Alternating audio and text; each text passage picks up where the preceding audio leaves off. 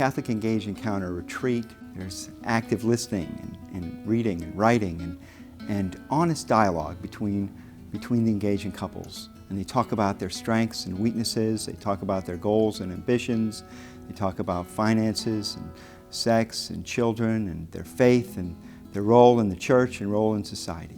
It's only for couples, engaged couples, preparing for marriage. So the focus is on helping couples help themselves prepare for marriage. You encounter different challenges throughout your life, and it's the tools that you learn throughout the weekend that help you navigate those challenges and joys and life in a successful way together as a unified couple.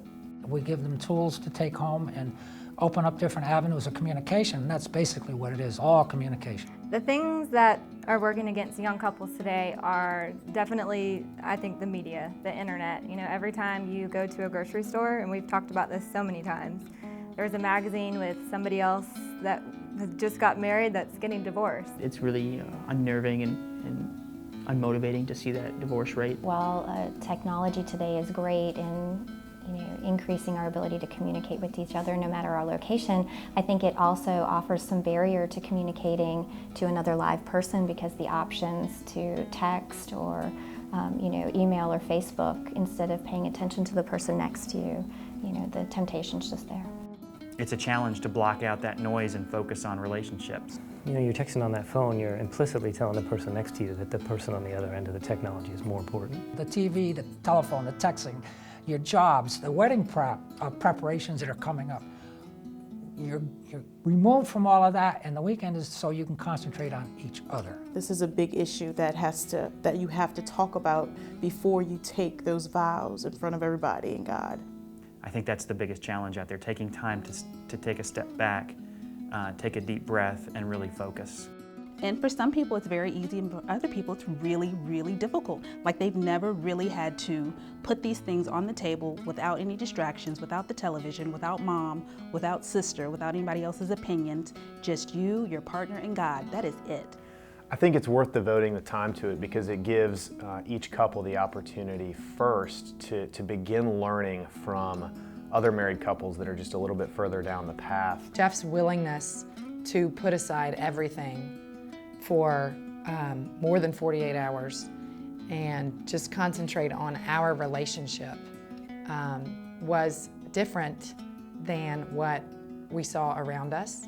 We have to be honest. We thought, okay, we already know all this stuff. We've talked about our finances, we're in love, we know, we're just going through the motions. We had no idea what we would get out of it until after the fact. It was like, wow, that completely makes sense. Well, I think the couples that are prepared to spend a weekend preparing already have a real idea and understanding that marriage is something very important.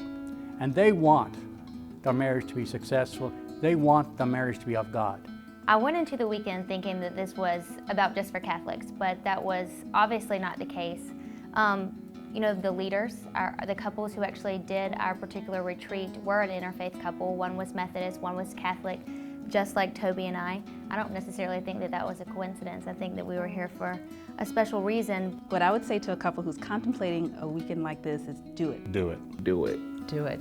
Do it. Yeah, don't wait. Don't wait, absolutely do it. It really gives you a foundation to build on for the rest of your life. To have a successful, lasting marriage, you put the other person before yourself, but you also look towards the future. Love is a blessing. Love is a blessing. Love is a blessing. Love is a challenge. Love is a challenge. Love is a challenge. Love is a decision. Love is a decision. Love is a decision.